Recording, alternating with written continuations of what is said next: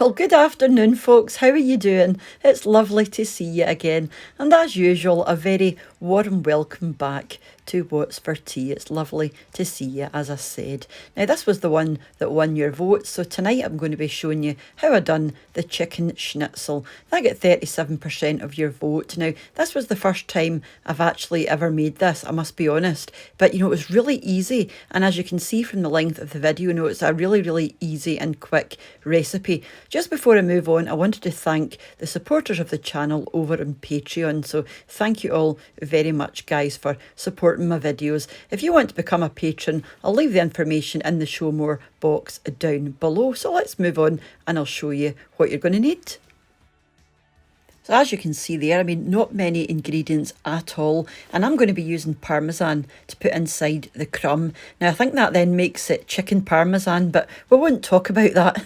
I thought it would just give it a nice flavour, and it really, really did. Like I said, first time I've made this, and it will not be the last time. It was just absolutely delicious. The ingredients I'm going to be telling you about will serve 4 people, but if it's only for 2 people or yourself, just half the ingredients. It's quite simple. And all of the ingredients will be in the description box down below. If you just click on the show more, it will bring everything in grams and ounces down there for you, just in case you want to give it a go for yourself. And I really do highly recommend this one. I actually thought Schnitzel was German. Turns out this is actually Austrian, but it's also very popular in Israel as well. But wherever it's from, it's just so tasty. So do give it a go. So the first thing I've got there is 75 grams of grated parmesan cheese, 150 grams of panko breadcrumbs, 150 grams of plain flour. I've got some Eggwash, which is just 2 eggs and 1 tablespoon of milk beaten together.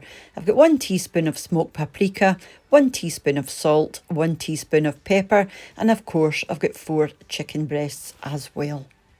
So I actually picked my chicken up from the local butcher this morning. Because there aren't many ingredients in this, try and get the best that you can. And these were the panko breadcrumbs that I used. If you can't find panko, something like this will be fine as well. And this was the parmesan that I used. I just picked this up from a local supermarket. So the first thing you want to do is slice into your chicken. Now this is quite thick at the moment, so what you want to do is you want to run your knife up the side along the fat part of the chicken breast and just open it out. And it'll double in size, and it'll half the thickness.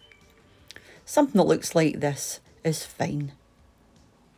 So now you want to sort of flatten this out a bit more and also tenderise it at the same time.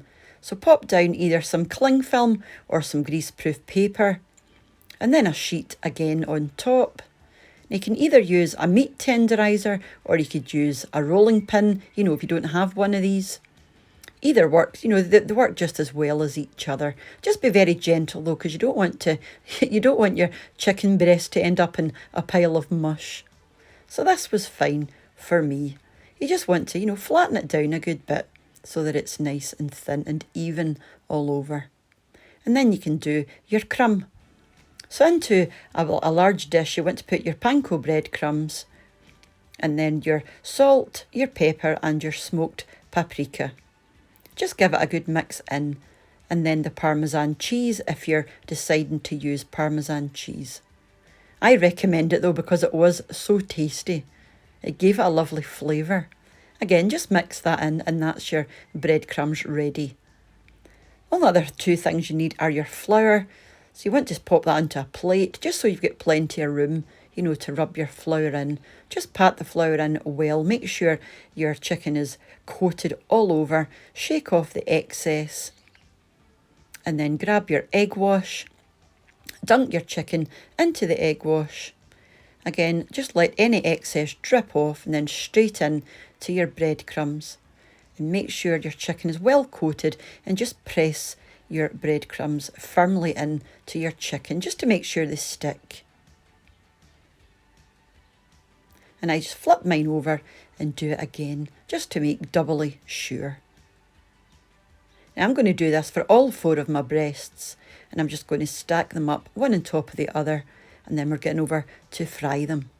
So you want some really hot vegetable oil, but not too hot. You don't want to burn these. but you want to give them about 3 minutes on each side. Now don't mess around with them, just leave them.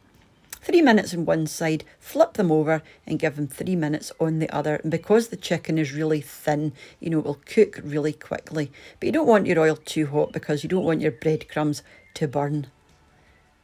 And once they're nice and golden brown, just drain them and leave them to the side just for a minute or so.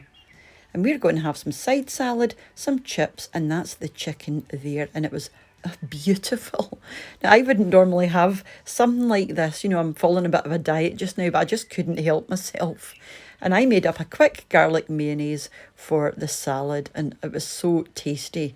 And it's quite light as well, especially on quite a warm day like today. So that one is highly recommended. It really is. So do let me know if you're planning and giving it a go for yourself. And if you follow me over on Instagram, if you do end up making it, make sure to fire me off a picture or DM me and let me know and let me see your photos, because so many of you do that and I'm always really chuffed to see them. So that was my very quick and very easy for the chicken schnitzel or chicken parmesan, however you want to say it. So thank you very much for joining me. And until the next time I see you, mind to take care of yourselves, and I will see you very, very soon back on What's for Tea. So bye for now.